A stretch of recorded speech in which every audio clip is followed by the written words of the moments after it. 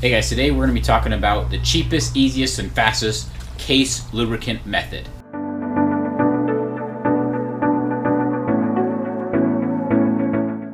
So I'm sure you guys have seen in some of my other videos, I spray my cases with this bullet water, is what I call it. It was just a regular water container, stole it from my wife, and now it has case lubricant in it. So all this stuff it's really cheap and easy.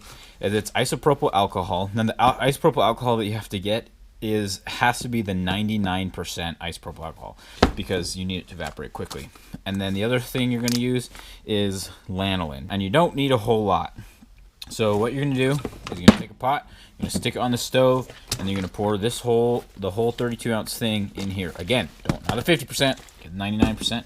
And then you're going to do about 10 parts of this to 1 part of this. So if you did 32 ounces of this, then that means you're going to need about 3.2 ounces of lanolin. So essentially this was an 8-ounce, so you can see that's what I did. I used not quite half of it.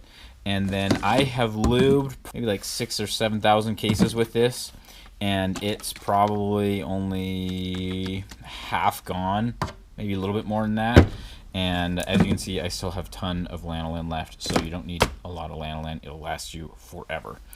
And that is pretty much it. So you put it in there, warm it up, it'll dissolve pretty quickly, pour it into some spray bottle, and then you're good to go. Now it does kind of separate a little bit, so before you spray your bullets, you want to shake it up, and then that's it.